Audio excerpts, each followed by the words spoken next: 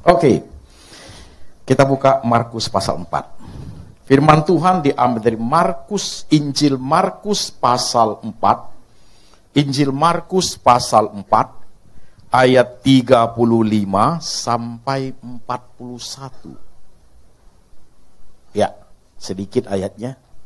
Angin ribut diredakan, judulnya itu. Kalau sudah, saya satu ayat, saudara satu ayat, begitu. Kalau di ibadah raya, semua saya ngomong, saudaraku. Sampai kering lidah. Sekarang gantian. Saya satu ayat, saudara satu ayat. Ayat 35. Pada hari itu, waktu hari sudah petang, Yesus berkata kepada mereka, marilah kita bertolak ke seberang.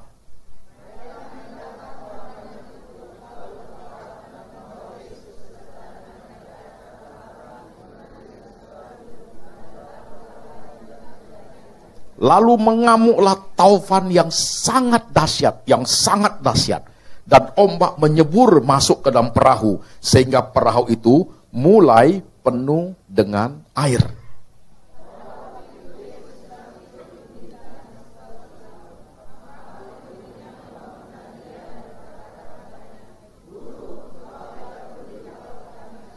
Ia pun bangun menghardik angin itu dan berkata kepada danau itu, diam, tenanglah. Lalu angin itu reda dan danau itu pun menjadi teduh sekali.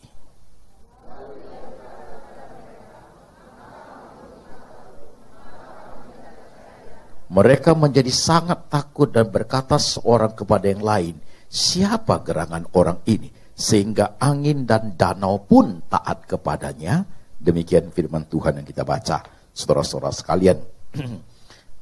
Pengalaman yang baik ini untuk kita belajar dari firman seperti saudaraku. Tapi biasanya kalau saya khotbah harus ada introduction dulu. Satu intro yang besar, baru masuk dalam pengalaman hidup, begitu saudaraku. Ingat ya, iman kita itu harus iman yang hidup itu harus bisa mengkaitkan 3 dimensi waktu. Itu sudah sering dikhotbahkan. Yaitu iman yang bisa belajar dari masa lalu, iman yang bisa aktif, proaktif pada masa sekarang, dan iman yang bisa antisipasi ke masa depan. Itu iman yang dinamik, saudaraku. Dan yang seperti itu tidak hanya sekedar bicara rohani, dunia sekuler pun bisa, saudaraku. Nah, orang-orang yang bisa mengkaitkan ketiga hal tersebut dengan konsisten, itu namanya orangnya itu visioner, begitu, visioner. Bulan lalu ada berita kan pemilik daripada Sinar Mas meninggal, umurnya 98, hampir 100 sudah umurnya, kurang 2, saudaraku. Kemarin sebulan lalu khotbah di Al-Sud, ada dia kan udah habis khotbah bawa jalan-jalan. Ini dulu ini rawa semua Pak, setengah hutan, gitu. Pemilik Sinar Mas itu melihat gak ada orang mau tuh tanah itu. Kota Jakarta akan menjadi orang lebih suka di Jakarta. Tapi suatu hari kota Jakarta akan penat, capek, macet. Orang masih kerja di kota Jakarta, tapi pingin sejuknya tinggalnya di pinggiran kota Jakarta. Dia lihat ini tanah besar sekali dan sangat murah. Harus ada suatu kota mengimbangi kota Jakarta. Itu disebut suburb. Artinya segala fasilitas ada di situ. Rumah sakit, sekolah, tempat tinggal, kantor, mall, semua harus ada. Jadi orang nggak usah lari ke kota Jakarta lagi, saudaraku. Dia beli itu tanah begitu besar. Jadi hari ini, itu namanya visioner. Iman Kristen juga begitu. Iman Kristen itu, kalau dia iman Kristen yang dinamis, yang visioner itu, dia harus berkait dengan 3 dimensi waktu ini. Imannya itu harus belajar dari masa lalu, saudaraku. Itu penting loh, saudaraku. Harus belajar dari masa lalu.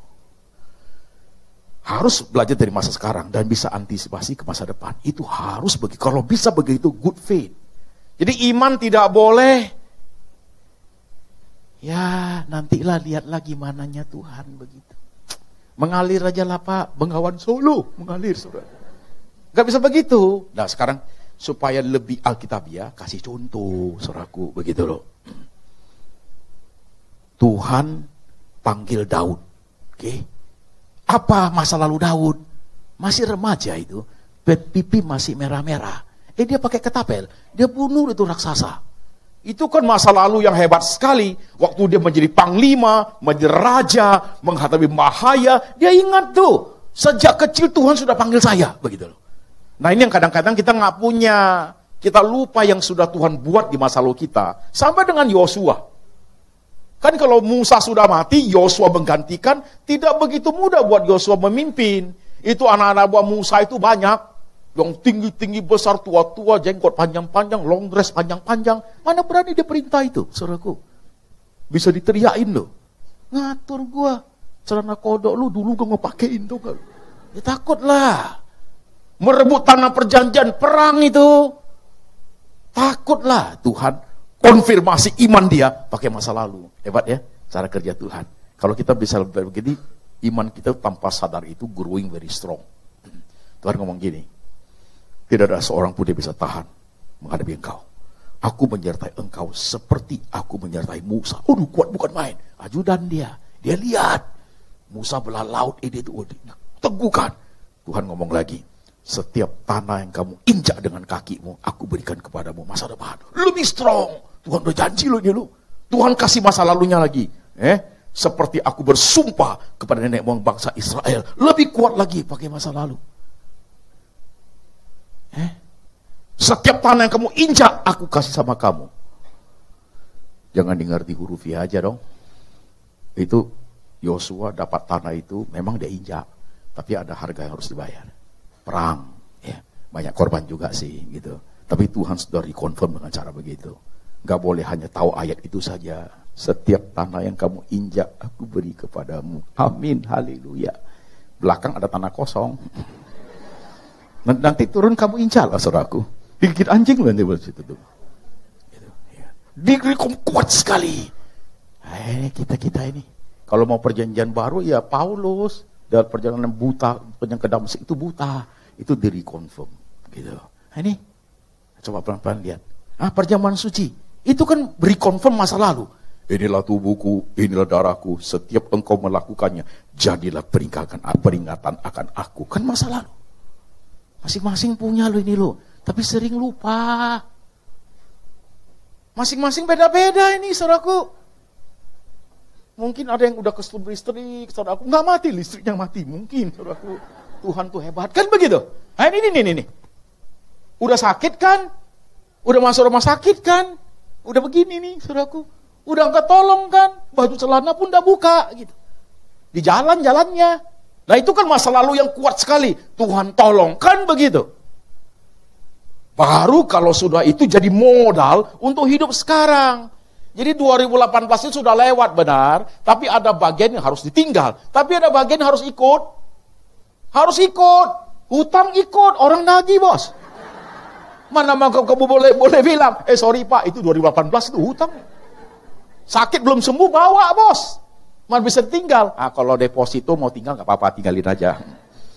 Gak bisa. Nah, waktu menghadapi masa sekarang ini, kalau saudara ngomong, Pak Pendeta, tahun kemarin udah capek banget. Ini belum apa-apa, baru 2 bulan. Setengah mati, rasanya saya udah gak berarti habis. Orang begitu, gak ada masa depan. Karena dia masa lalu itu modalnya tidak kuat. Padahal air mata, kesulitan, tangan yang dulu itu. Orang dunia bilang guru adalah pengalaman yang paling baik. Experience is the best teacher. Itu rohani itu begitu loh. Jadi konsisten mengkaitkan semua, saudaraku. Hebat itu anak-anak Tuhan itu, saudaraku. Siapa yang bisa jatuhkan orang seperti itu? Sebegitu hebatnya sampai Paulus berani ngomong. Bagiku hidup untuk Kristus, mati adalah keuntungan. Itu membuat dia ngerti hidup ini, saudaraku. Masa lalunya kuat sekali. Sekarang menghadapi kematian. Mati pun ketemu Tuhan Yesus. Jadi orang yang membunuh dia, biarkan hidup dia, pusing orangnya.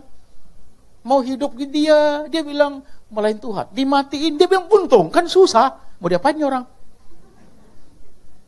Kan susah menghadapi orang seperti itu. Dan ketika kita kuat, ilustrasi. Seorang yang latih badannya binaraga itu, kan latihan konsisten 10 tahun. Ya kan? Pas itu latihan, makan, suplemen apa, gede semua saudaraku, sini bagus banget, 6 pack nih. Kalau kita family pack aja lah saudaraku, 6 pack. Kuat sekali. Kejuaraan dunia dia ikut, bisa nomor 1 loh. Setelah itu, udah dapat uang, santai lah, gak usah latihan dulu lah. 6 bulan dia santai, makan semua dia, babi, anjing, tikus, dia hajar semua. Sampai endut lagi. Pas ada pertandingan lagi, dia mau ikut saudaraku. Besok mau tanding, hari ini baru latihan sampai jam 4 subuh. Ini yang gede, men. Gak konsisten. Rohani pun begitu. Udah susah, baru cari Tuhan. Ya begitulah kita. Senang lupa. Susah aja datang KTM, saudaraku. Ikut begitu. Tuhan aku susah. Susah itu. Udah senang gak ikut dia. Lupa. Titip ya aku persembahan. Titip dulu saudaraku dia. Ya itulah hidup karena gak konsisten. Nanti kalau udah susah, senang lupa. Udah susah, udah sakit parah, baru datang. Ibadah jam 7, jam 6 sore udah datang dia.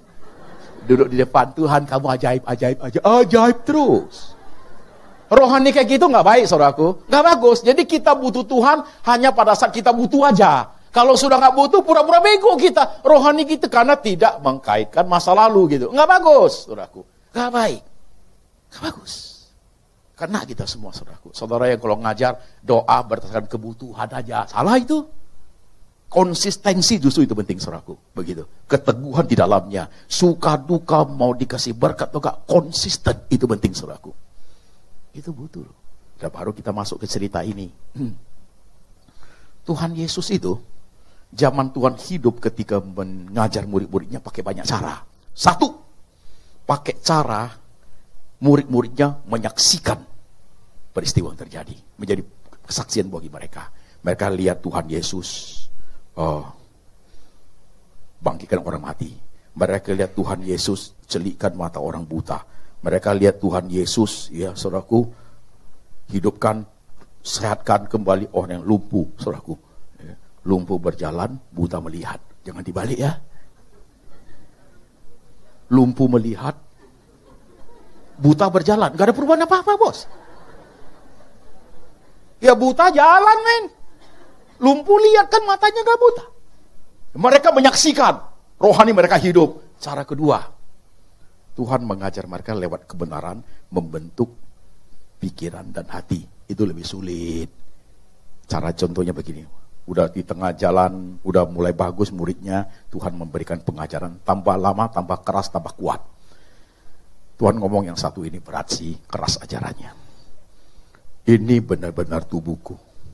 Ini benar-benar dagingku. Ini benar-benar darahku. Kalau kamu tidak minum darahku, kamu tidak makan tubuhku, kamu tidak mendapat bagian di dalam aku. Gak bisa terima murid-muridnya. Kenapa sih dia suruh kita jadi kanibal? Hisap darah, makan daging. Pergi semua. Udah pergi, Yesus bangkitkan orang mati. Dengar, datang lagi gitu saudaraku. Kebenaran itu yang berat itu enggak, kadang-kadang tidak mudah di sana gitu. Ya, satu, mereka nyaksikan. Dua, perubahan hati dan pikiran. Tiga, mereka mengalami sendiri. Salah satunya ini. Jadi waktu setelah mengajar orang banyak, Yesus berkata ke murid-muridnya, ayo bawa perahu ini nyebrang ke sana. Gitu. Nyebrang. Waktu pasat di tengah danau itu datang angin taufan. Dahsyat sekali kata Alkitab begitu.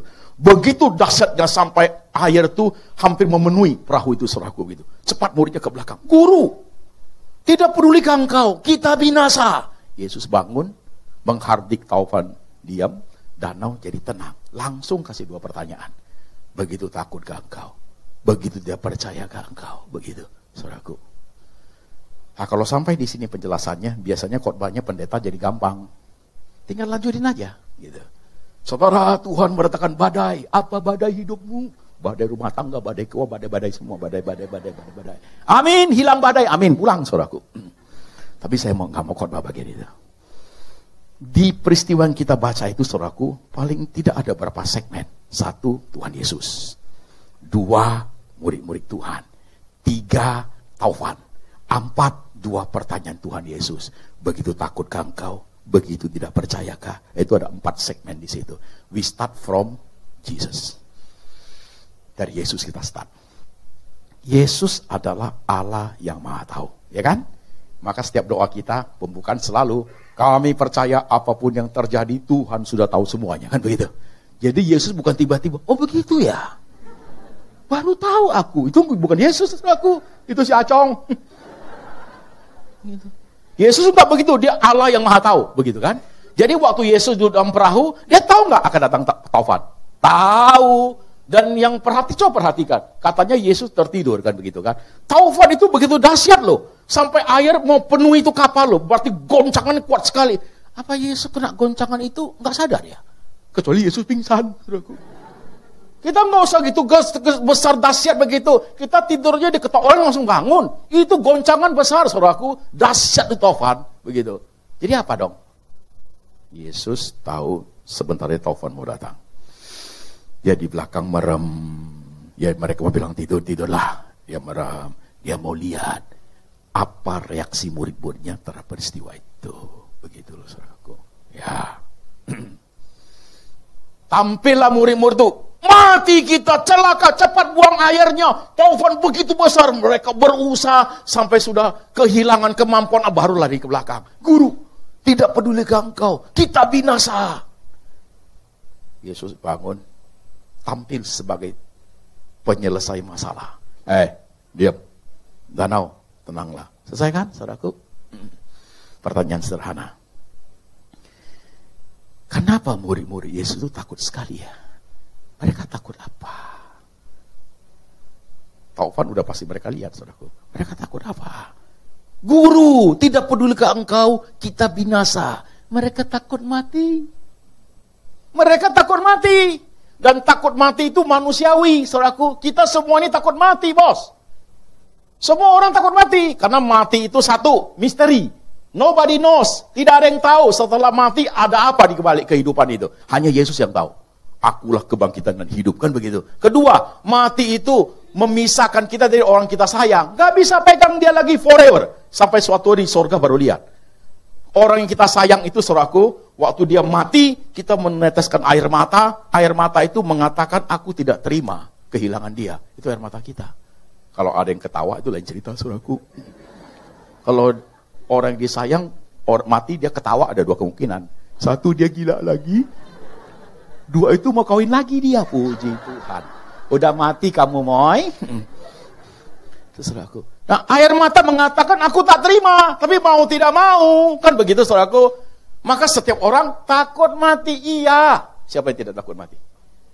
Apalagi kamu masih muda, kaya lagi, istrimu cantik lagi. Udah ada penyakit bahaya, mau mati, takut.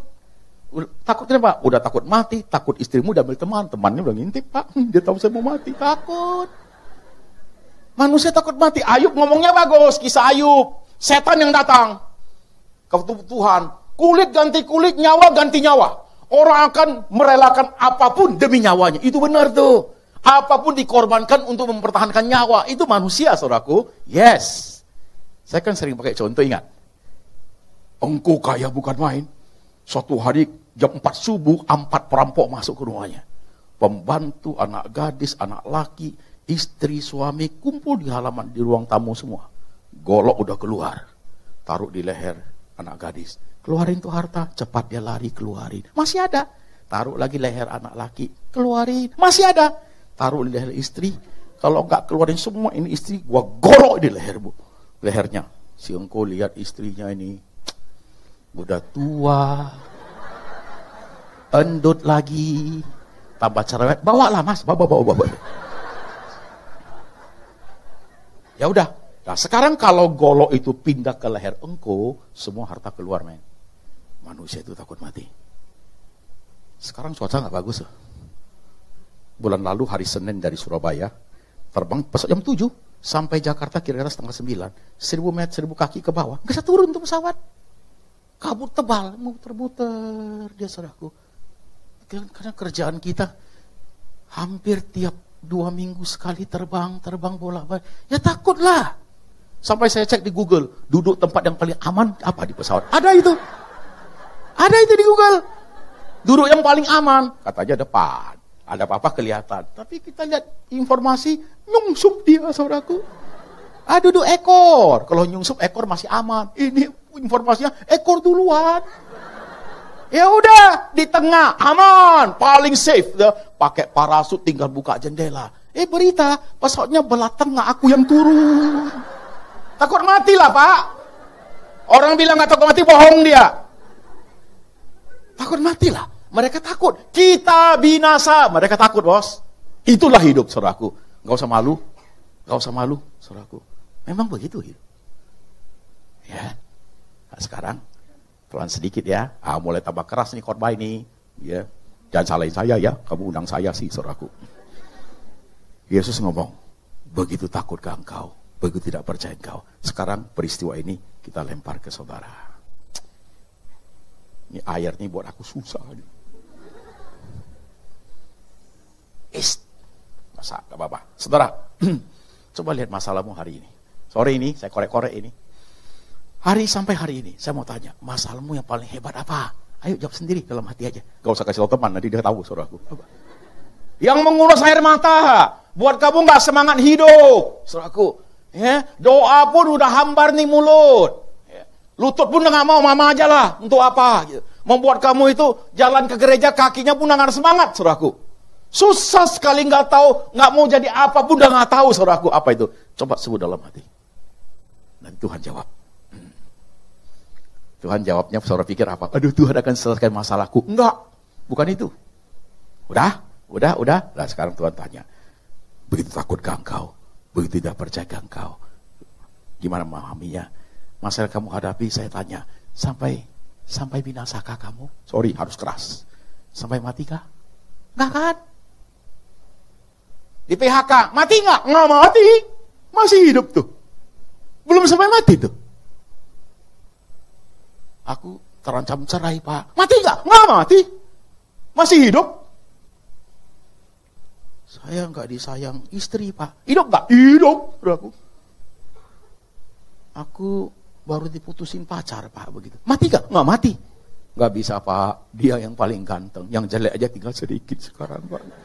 Rasanya aku mau hidup lagi. Dia gantung diri di pohon pisang. Beratnya 100 kilo. Pisangnya kecekek mati. Mati enggak? Enggak kan? Usahaku dicia orang, Pak. Nggak mati itu. Masih ada setengah depositonya. Mati nggak? Enggak. Nah kalau enggak, kenapa kamu lihat masalahnya begitu besar? Habislah saya. Begitu takut ke engkau. Begitu tidak percaya ke engkau. Kena sekarang. Apakah sampai berungut nyawa? Enggak kan? Sorry to say. Pelan aja renungannya. Pelan sedikit. Coba lihat. Sakit. Tidak disayang cucu. Dikhianati. Enggak pelayanan. Bermasalah, kantor repot, habis kontrakan, rumah harus dijual untuk bayar hutang. Nggak mati kan? Nggak mati, masih hidup. Sampai menuju kebinasaan? Enggak.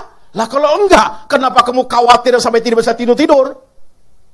Sampai harus makan obat. Besok bukan penyelesaian masalah itu. Bawa motor nanti bisa jatuh karena kurang konsentrasi. Putus kuliah, gampang, daftar lagi. Putus pacar, jangan gila, cari lagi. Kan gak sampai mati kan? Kadang-kadang belajar begini itu membuat kita itu sedikit lebih tegar loh. Paling saya habis ini, Pak, gak sampai mati kok. Ya, yang kamu paling takutkan kematian. Ya. Paling habis ini, Pak. Iya, katanya sakit mesti cukur, paling botak. Ya. Nah sekarang, kalau sampai binasa, apa Pak? Yesus tawarkan double protection. Di bumi, Yesus tampil meredakan taufan. Kalaupun harus sampai kebinasaan, Yesus sudah mengatakan, akulah kebangkitan dan hidup. Aku pergi ke sana, menyediakan tempat bagimu. Kemudian aku datang, membawa engkau pergi, supaya di mana aku ada, engkau pun berada. Double protection, Paulus ngerti sekali. Hidup di bumi, bentuk Yesus. Mati, pulang surga. Double, saudaraku. Nah sekarang kalau gitu, apa yang kurang? Masih takut mati, Pak? Ya wajarlah. Nah sekarang sampai mati nggak? Enggak kan? Nah kenapa kalau nggak sampai mati? Kenapa kamu begitu takut? Kenapa kamu begitu tidak percaya? Jawaban pertanyaan itu dilempar ke kita, saudaraku. Apalah hebatnya perahu Tuhan Yesus? Kayu lah itu, sedikit besi, mungkin paku gitu. Sekuat apa itu perahu bisa menahan pergolakan alam semesta? Coba lihat zaman sekarang tsunami di Aceh itu. Gerakan ombak itu 10 meter dari tengahnya, 15 meter. Masuk ke darat, meraup semua sampai ke jalan raya, ditarik kembali ke laut. Kapal tanker yang isi berapa banyak konten yang berton-ton berat itu, didorong sampai ke jalan raya. Betapa hebatnya tenaga alam itu. Siapa bisa lawan? Film Titanic, itu Titanic. Kapal waktu itu udah jadi, nakoda aja ngomong, ini kapal terbuat dari besi baja yang paling bagus. Koma lo itu kalimat. Nonton lagi kalau nggak percaya. Koma, ya. Tuhan pun tidak mampu menenggelamkannya. Manusia itu kita ini, kalau udah sukses, udah hebat, kecenderungannya meremehkan Tuhan. Jangankan Tuhan, sesama manusia pun diremehkan, saudaraku. Gitu tuh hidup itu. Ya, satu takut mati, dua suka meremehkan orang lain kalau udah sukses. Gitu manusia. Anak-anakmu, saudara kaya kan, anakmu cantik, ganteng, sama kelihatan manusiawi begitu. Dia kan bergaul dengan teman-temannya yang ganteng-ganteng, cantik-cantik, kaya-kaya, bawa mobil, begitu hidupnya. Udah sudah menjadi lifestyle. Itu teman-teman lain yang kayak monyet-monyet itu situ tuh, monyet-monyet situ. Datang naik bajai situ. Dia satu kelompok itu, men, satu kelompok itu. Gitu loh itu manusia itu. Ya. Ini kapal terbuat dari besi baja yang paling bagus. Tuhan pun tidak mampu menenggelamkannya. Tahu baca sejarah Titanic tenggelam karena apa? Bukan faktor mesin loh, bukan. Titanic itu menabrak gunung es. Lambung kapal itu robek panjang. Nah, kalau kapal sudah robek, sudah terbelah, tinggal tunggu alam bekerja. Masuk air, masuk bongkahan salju yang kerasnya minta ampun. Lama-lama ya habislah itu mesin, saudaraku. Tenggelam. Turun-turun tinggal ekor, pada kabur-kabur semua.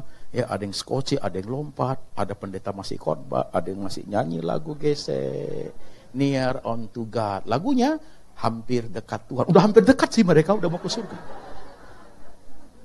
Sekarang can you imagine Titanic yang begitu hebat, kecanggihan manusia itu dibandingkan perahu Tuhan Yesus yang kayu itu. Apalah hebatnya perahu Tuhan Yesus? Sehebat yang manusia cipta pun hancur karena alam loh. Tapi please remember, di perahu kecil itu ada pencipta alam semesta di situ. Ada pencipta alam semestanya yang bisa membagikan orang mati, meredakan badai, yang bisa berjalan di atas air, yang menciptakan seluruhnya ada di kapal sederhana itu, Pak. Kadang kita sudah tidak lihat itu. Yang kamu lihat semua masalahmu. Mata rohani kita buta, tak bisa lihat Tuhan lagi. Yang lihat semua masalah you so big. Saudara kehilangan Tuhan. Itu loh masalahnya loh. Kehilangan Tuhan. Yang biasa KTP Kristen nyanyi teriak-teriak ya. Berapa? 1000 kiri, 1000 rebah kiri, 12.000 kiri kanan, ikut rebah juga, saudaraku kan begitu. Hilang semua loh. Yang ada, you komplain terus, saudaraku. Sama murid Tuhan Yesus. Kita binasa. Saat seperti itu, kemana Tuhan kita? Dia merem. Bukan dia nggak tahu loh. Dia mau lihat reaksi kita seperti apa ketika muncul kasus-kasus seperti itu. Coba lihat diri masing-masing. Kadang kita pikir, aku punya koneksi, relasi, kaya ini itu, aku bisa menyelesaikan masalahnya. Enggak begitu loh hidup. No, you forget salah satu hal yang paling penting dalam hidup. Yesus ada dalam perahu. Kita pikir kita mampu. If we were there, seandainya kita ada di perahu Tuhan Yesus, kita juga ikut sama murid-murid Tuhan Yesus, kita buat apa? Sama aja. Pasti teriak juga kita. Atau kita putar, biar lebih bagus. Ini nih, ibadah segede gini saudaraku, ini adalah satu perahu. Oke? Ini dinding ini kita buka semua. Sebelahnya bukan toilet saudaraku. Bukan, sebelahnya itu udah buka semua dindingnya. Saudara lihat itu apa? Langit. Langit, air laut, petir, gelap. Ini kapal lagi goyang berlayar melabuh di Samudra Pasifik. Lihat dulu, kalau lintar itu. Kelihatan air yang gak ada ujungnya. Saudaraku, takut gak? Takutlah. Tapi kita lupa satu hal. Nakodanya Tuhan Yesus, men. Kita lupa itu. Pasti kita teriak. Saudaraku. Nakodanya Tuhan Yesus. Sering kita bagi sederhana sekali kan khotbahnya. Tapi itu sampai seperti kena strum kita. Baru sadar. Iya kok aku gitu ya. Kalau nggak ada masalah, Tuhanmu hebat sekali munculnya, saudaraku. Saudara nyanyi, angkat kaki, antakan, semua diangkat, saudaraku. Semua diangkat. Tapi kalau sudah air mata, gelombang dahsyat, saudaraku, saudara kehilangan dimensi God. Kenapa? 3 waktu itu tidak berkait lagi. Hilang. Saudaraku, kenapa? Konsistensi itu ternyata tidak kuat, mampu mempertahankan iman itu menghadapi kesulitan itu, saudaraku. Disitulah saatnya diuji hebatnya iman seseorang, saudaraku. Ya. Iman bukan diuji pada saudara punya segala-galanya loh. Nggak usah diuji. Kesetiaan istrimu itu nggak usah diuji pada saudara kaya, muda. Nggak usah diuji. Pasti setia dia. Pasti. Justru diuji pada saat you tidak punya apa-apa lagi.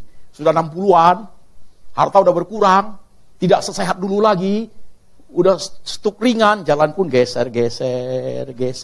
Nah, itu istri masih setia Kak? Di situ penentuannya. Kalau dia setia, puji Tuhan. Setianya cuma 2 tahun Pak, kenapa? Masih sayang, dorong-dorong aku. Lama-lama marah juga dia. Ini laki-laki tua ini buat susah. Ya udah mulai dia. Dulu sayang, honey, dear. Sekarang laki-laki tua itu. Ujung-ujung monyet ini. Ya. Akhirnya ibadah ke sini, ada tangganya, curam. Dia bawa kursi roda, dia dorong tiap hari. Sampai di tangga, lihat kiri kanan, gak ada orang. Dia bisikin suaminya, laki-laki tua. Kamu jalan sama Tuhan Yesus saja. Matilah! Ada Tuhan Yesus mati, bos. Itu tangga, men. Terjun bebas itu. Matilah. Jadi hidup ini, iman pun sama Tuhan, ujinya pada saat badai, bos. Itu dia. Nah hari ini, dengan badai yang kamu hadapi aja, kamu sudah teriak ini, itu imanmu membuktikan ketangguhan sampai di mana, saudara tahu sendiri hari ini. Yes. Gitu loh belajar ya. Saudara tahu sendiri. Ada orang imannya kayak kerupuk. Ada bisul dikit, dia teriak dia terus. Haleluya, bisul hilang. Gak usah hilang, biarin aja saudaraku. Ya kan? Baru bisul aja. Udah gak usah tidur dia. Belum di sini bisulnya. Ada orang apa-apa sudah gak punya. Tapi lihat dia ke gereja, santai, tenang. Bukan berarti dia gak khawatir loh. Tapi dia punya iman itu mampu meredam semua. Karena dia tahu, Yesus, nakoda Tuhan Yesus ada di kapal yang dia labur. Satu ilustrasi kuno. Jadi Amerika ini, seorang ibu rambut putih, tua, naik kapal laut menuju Amerika. Di tengah samudera itu rupanya badai bergelora. Pada sibuk buang koper ini supaya lebih ringan. Ibu ini berdiri di depan kapal itu yang ada tiangnya, berdiri pegangan di situ. Dia lihat jauh di situ, ombak itu luar biasa. Dia punya 2 anak. Tuhan, aku punya 2 anak, 2 laki-laki. Satu di Amerika sana. Satu sudah meninggal ada di surga. Dia hanya tanya, Tuhan, kamu mau bawa saya kemana? Kalau kapal ini bagus, selamat sampai Amerika, aku ketemu anakku. Tapi kalau kapal ini ternyata harus naas habis, aku juga ketemu anakku di surga. Konsistensi rohani itu dibutuhkan loh zaman ini. Ini bukan ajaran yang asal-asal, no. Saudara kok pelan pikir, iya ya Pak. Kok masalah cucu aja membuat aku enggak nikmati hidup. Ya kamu lihatnya kayak apa? So big, Tuhan enggak lihat lagi. Kita lupa. Coba lihat pelan-pelan aja.